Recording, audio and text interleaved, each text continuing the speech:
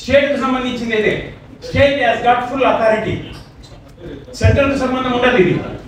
అయితే ఎందుకు గాను 69% లేదు ఈ దీంట్లో ఇది దేంట్లో పెట్టారు 9th షెడ్యూల్ లో ఎందుకు పెట్టారంటే ఆ కాలంలో 69% ఇచ్చినందువల్ల ఏమి హైకోర్టులు ఎవరైనా ఛాలెంజ్ చేస్తే నువ్వు 50% కాస్త తినాలని చెప్పేసి కొట్టేస్తారనే ఉద్దేశంతో జయలలిత పివి నరసింహారావు గవర్నమెంట్ ఉన్నప్పుడు అక్కడికి వెళ్ళి పార్లమెంట్ లో పెట్టి పాస్ చేయించి 9th షెడ్యూల్ పెట్టారు.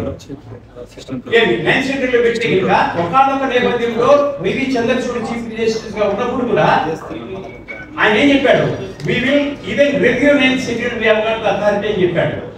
కాబట్టి 9th షెడ్యూల్ లో పెట్టినందువల్ల కోర్టు ఇంటర్ఫియర్ కావనేది తప్పు. ఎందుకంటే ఈ అసలు as chief justice we have got power to review the 9th schedule also అని చెప్పేసి. కాబట్టి ఇది ఒక ఎత్తు. రెండో ఎత్తు ఏమిటంటే ఇప్పుడు మన రాష్ట్రం కులగణన చేసింది.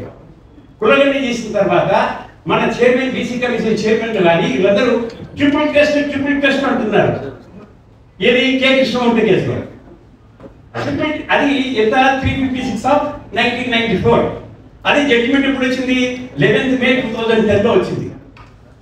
కానీ ఆ ట్రిబ్యునల్ టెస్ట్ ఎవరికి అప్లికబుల్, ఏ స్టేట్ అయితే పంచాయతీరాజ్ యాక్ట్ లో how you can fix the reservations అని రాయకుండా ఉంటుందో ఆ స్టేట్ మాత్రమే ట్రిబ్యునల్ టెస్ట్ పెట్టింది.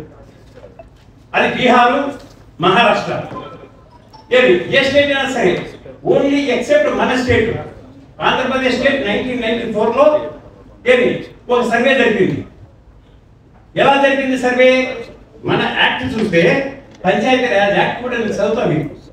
యాక్ట్ లో ఏముంది అంటే the basis the survey of backward classes by the APBC finance corporation only should be the basis of this fixed reservations in local bodies అని యాక్ట్ చేశారు. ఏది మన ఆంధ్రప్రదేశ్ స్టేట్. ఇంకా ఏ స్టేట్ చేయలేదు ఆ యాక్ట్. అంటే మనం రిజర్వేషన్స్ పెంచాలనుకుంటే లోకల్ బాడీస్ లో ఆ రిజర్వేషన్స్ ఏ బేసిస్ మీద పెంచాలి అనే దాన్ని ఛాలెంజ్ చేస్తే అప్పుడు మన వాళ్ళు ఏం చేశారంటే కేబీబీసీ ఫైనాన్స్ కార్పొరేషన్ లిమిటెడ్ చేసింది మాత్రమే ఇది అన్నాడు. ఇదే క్లాజ్ ను 2018 లో పంచాయతీరాజ్ యాక్ట్ కూడా మన తెలంగాణ గవర్నమెంట్ పొందుపరిచింది.